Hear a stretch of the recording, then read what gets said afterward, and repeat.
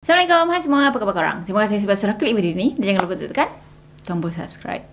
Kembali lagi bersama saya AA berbagi info dan kisah menarik. Oh, sebelum tu jangan lupa tekan tombol subscribe, tekan loncengnya juga. Okey, video kali ni saya nak ceritakan tentang pengalaman seram acap. Yang hari tu kita dah ceritakan part 1 kan? Dan sekarang ni kita ceritakan yang part 2. Tapi kalau nak ikutkan part, saya rasa ini dah dikira part 3 dah. Sebab ada satu part tu saya combinekan sebagai pengalaman seram subscriber. Jadi untuk anda semua yang belum tonton pengalaman seram daripada Acap ni, korang bolehlah pergi tonton yang lepas-lepas tu dulu. Okey, kali ni dia send 2 kisah seram yang dia alami dan juga yang kawan dia alami. Sebenarnya yang kawan dia alami tu pun dia ada juga bersama dengan kawan dia. So dah sedia? Jom kita mula. Okey, katanya kejadian ni baru je berlaku hari tu tau, dalam bulan 9 hari tu. Masa tu dia nak pergi hantar barang dekat satu area dekat Kuantan, Pahang. Dan kali ni dia pergi seorang-seorang. Tempat yang dia nak pergi hantar tu pula dalam kelapa sawit. Cuma dia cakap dia bukan nak pergi hantar kelapa sawit ke apa. Katanya dia nak pergi hantar barang-barang kegunaan plant, macam tenaga solar macam gitulah. Jadi petang tu dalam pukul 5 dia bertolak daripada Shah Alam. Jadi macam tu, macam biasalah, orang pun baru keluar daripada kerja, jadi memang jam sangat lah. Jadi dah siap makan, solat, dia pun mula bertolak untuk pergi ke destinasinya. Masa tu dia dah baca doa dah, minta perjalanan dia ni dipermudahkan, tak ada gangguan yang diterima, dan dia bacalah doa-doa yang sepatutnya kan. Dia pun jalanlah slow-slow ke arah Kuantan. Katanya dia sampai dekat Tol Karak dah dekat dengan pukul 7, dalam pukul 6 lebih macam tu lah. Yelah, macam yang saya cakap tadi lah, kan waktu-waktu sebegitu memang jam sangat lah dekat area situ kan. So lori yang dia bawa pun tak boleh nak laju sangat sebab banyak sangat kenderaan dekat atas jalan raya. Tambah-tambah lagi dekat Tol Duta. Katanya kat sana memang jam gila kalau petang-petang. Dah tu dia pun berhenti dekat RNR Karak. Dekat sana dia pergi tapak makanan, dia pergi solat siap-siap, dan dah settle semua, barulah dia teruskan perjalanan balik. Katanya dalam pukul 8 jugalah baru dia start perjalanan untuk pergi ke arah Kuantan. Malam tu highway Karak memang agak lengang, agak sunyi, sebab katanya itu hari bekerja dan jalan situ memang suram sikit. Jadi dia pun pasanglah radio untuk hilangkan bosan macam tu kan. Bila dia dah sampai dekat satu tempat ni, katanya tempat tu ada satu jambatan sebelum naik bukit. Jadi dah sampai dekat area situ tadi, dia tercium bau kapur barus. Katanya bau tu memang kurang best lah, macam dia tahu itu kapur barus kan. Rasa tak sedap hati lah juga. Cuma dia buat tak tahu je, dia kuatkan hati dia dan dia cuba untuk fikir yang dia tercium tadi itu bukan bau kapur barus, tapi mungkin bau benda lain kan, macam seakan ke. Dia macam cuba untuk positifkan hati dia. Tapi bau tu makin lama makin kuat, makin lama makin kuat, makin lama makin menusuk dalam hidung dia ni. So dia pun dah rasa macam tak sedar hati dia kan, macam ada something wrong ni. Dia pun pergi pasang ayat suci Al-Quran, dan sambil-sambil tu dia baca surah-surah, dia baca ayat kursi, dia berselawat, bertasbih, macam-macam lah. Tiba-tiba dia terperasan ada seorang budak lelaki yang tengah berdiri dekat bahu jalan sebelah kiri. Dan yang paling creepy, budak lelaki tu menatap tajam ke arah dia. Katanya budak tu dalam lingkungan 10 tahun macam tu, dan dia pakai seluar jean colour biru dan juga dia pakai baju yang colour kuning lusuh-lusuh macam tu. Dia juga terperasan yang muka budak ni pucat. Cuma bila dah nampak penampakan macam tu, dia tak hiraukan, dia ignore je, teruskan pemanduan dia. Katanya dia tekan je pedal minyak tu, bagi laju sikit dia punya lori kan,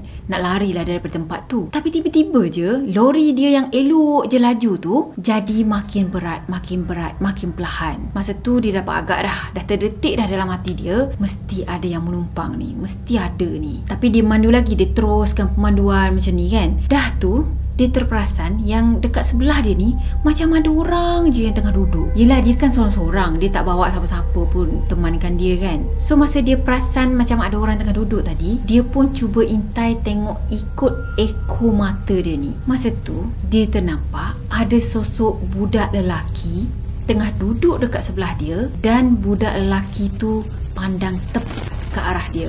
Sudah dia menumpang pula kan. Masa tu jantung si Acap ni dia rasa dah tak berdegup dah. Dah tak tahu dah bunyi lagi ke tak macam tu. Bulu roma dia habis semua terpacak, tak payah cakap. Dan bibir dia ni yang baru je lepas minum air, sepatutnya rasa basah, tapi dia boleh rasa kering. Masa tu sekeliling dia sunyi sepi. Sebuah kereta pun tak ada yang lalu. Padahal baru dalam pukul 10 malam macam tu. Kalau kita lah kan, time ni ada hal, time ni yang jadi macam gini, time ni juga lah dia dia nak menyepi kan. Lepas tu dia baca surah Al-Quran, dia baca ayat kursi, dia baca je lah ayat-ayat yang dia ingat supaya budak tu tak ada lagi dekat tepi dia. Tapi lepas baca tu semua pun, budak tadi masih lagi ada dekat tepi dia. So apa lagi yang dia buat sekarang ni kan? Dia macam dah buntu dah time tu. Dan last kali dia cuba tenangkan diri dia, cuba terima hakikat yang ada benda lain yang dekat sebelah dia sekarang ni. Masa tu dia cuba untuk tenangkan hati dia dan dia berdoa lah, moga-moga budak tadi cepat-cepat pergi daripada lori dia. Masa tu dia dah clue dah,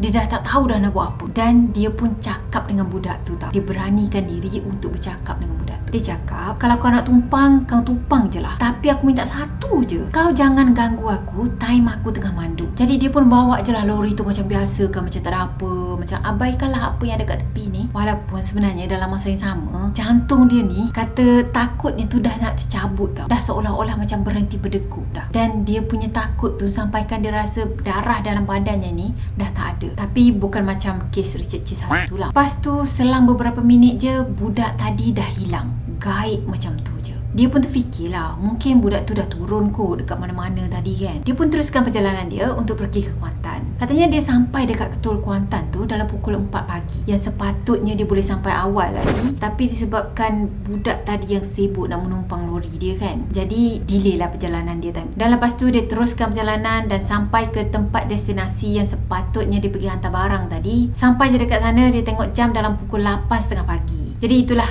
dia cakap sepatutnya dia boleh sampai awal lagi daripada tu. Cuma ialah gangguan-gangguan macam tu kan, kita tak boleh nak agak juga kan bila nak datang. Okey, cerita kedua yang dia hantar, benda ni pun jadi baru lagi. Katanya dalam bulan lepas, mungkin dalam bulan 10 lah kan. Masa tu dia temankan kawan dia untuk hantar barang ke Keluang Johor. Awalnya tu dia ada kat rumah, dia rehat, dia layan perasaan macam tu. Sebab katanya pada hari tu sebenarnya dia cuti. Kebetulan lah kan, dia cuti 2 hari sebab lorinya tu masuk bengkel. Dah kawan dia tadi ajak minta tolong temankan dia pergi hantar barang ni semua kan. So dia pun on je lah sebab dia pun tak ada buat apa-apa. Jadi okey lah, cun lah tu kan. Dalam pukul 11 malam, kawannya ni pergi ambil dia dekat Shah Alam. Lepas ambil dia tu, diorang pun mulakan perjalanan dan menuju ke R&R Dengkil untuk pergi makan dekat sana dulu. Lepas dah settle makan semua, siap-siap semua, diorang pun teruskan perjalanan nak pergi ke Keluang ni. Dalam perjalanan tu, diorang pun borak-borak lah kan. Dia cerita pasal family, cerita pasal itu, pasal ini, banyaklah yang diborakkan sampailah jam menunjukkan pukul 1 pagi. Dah tu si Acap tadi pun bagi tahu kawan dia, aku nak tidur kejap ni, nanti kalau sampai mana-mana kau kejutkan aku lah. Jadi kawan dia pun cakap okey lah kan. Dia pun turunkan seat untuk tidur. Tinggallah member dia ni sorang-sorang bawa lori masa tu. Jadi tengah syok-syok dia tidur tu, tiba-tiba member dia ni kejutkan dia tau. So masa tu dia tersedar, dia ingatkan dah sampai mana-mana tempat dah. Rupa-rupanya masih lagi dalam perjalanan, lori tu pun tak berhenti pun lagi. Dah tu dia pun tanyalah kawan dia kan, kenapa kejutkan aku kan? So kawan dia cakap, bangunlah, temankan aku, borak-borak ke apa kan. Dia ingatkan kawan dia ni kejutkan sebab dah sampai dah.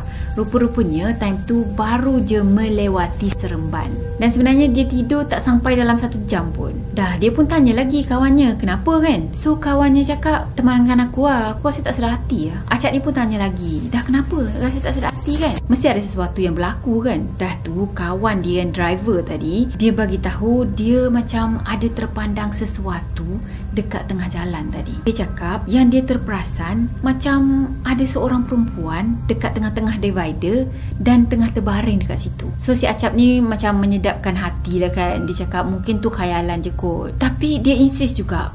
Dia cakap yang memang dia nampak perempuan tadi ada terbaring dekat tengah-tengah divider dan macam ada kesan darah macam tu dekat area situ. Jadi Acap ni pun macam menyedapkan hati kawan dia lah kan. Dia cakap insyaAllah tak ada apa-apa lah tu, banyak-banyakkan berdoa kan. Dan semoga perjalanan diorang ni macam dipermudahkan lah. Diorang pun teruskan perjalanan diorang. Dan selang beberapa minit je, dia terperasan yang kawan dia ni macam mengelak daripada sesuatu tau. So dia pun tanya kawan dia ni, kau elak apa? Sebab dia tak nampak apa-apa pun masa tu. Dan kawan dia ni cakap, aku elak sesuatu yang semua manusia ada. Rupa-rupanya kawan dia ni ternampak ada otak dekat atas jalan raya. Sebab itulah dia mengelak daripada terpijak otak tu. Yang peliknya, daripada mana pula ada otak dekat atas jalan raya kan? Dia tengok air muka member dia ni memang dah pucat lesi dah. Mungkin dia dalam keadaan yang ketakutan sangat kan. So dia pun bacalah surah-surah apa yang dia tahu. Tengah baca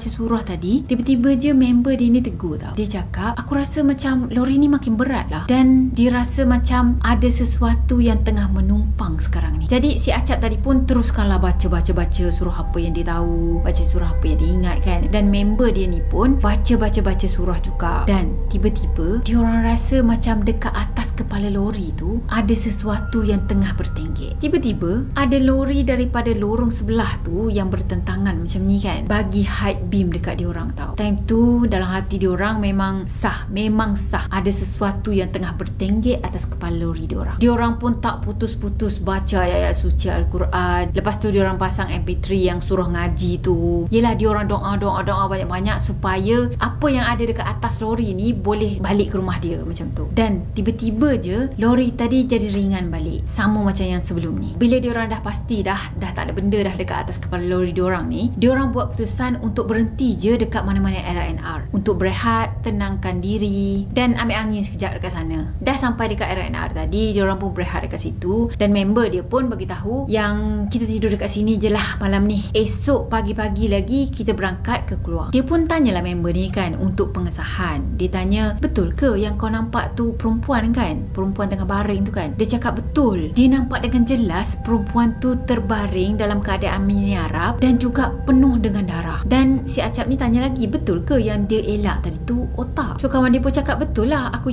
elak tu memang otak. Aku nampak itu adalah otak. Sebab tu lah aku elak kan. Dah si Acap pun tanya lagi, kau perasan tak? Tadi ada benda dekat atas kepala kita, dekat atas kepala lori tu lah. Jadi si kawannya ni cakap memang dia pun ada perasan ada sesuatu dekat atas kepala lori. Dah tu dia orang tidur dekat R&R dan esoknya baru dia orang mulakan perjalanan untuk ke Keluang. So dia pesan dekat sini, katanya jalan Seremban tu memang keras. Jadi kalau siapa-siapa yang lalu ikut jalan situ malam-malam pula tu, berhati-hatilah. Saya rasa tahap keseramannya tu boleh tahan lah. Kalau jadi kat kita, kalau kita yang bawa kereta tiba-tiba ada something dekat atas tu, apa kita nak buat? Perlu difikirkan daripada sekarang tu. Okey lah, saya rasa sampai di sini untuk video kali ini. Saya harap korang sukakan video ni. Dan macam biasa, kalau korang sukakan video ni, jangan lupa tekan tombol like, comment, share dan juga subscribe. Jumpa lagi di next video. Bye bye. Assalamualaikum warahmatullahi wabarakatuh. Bye bye.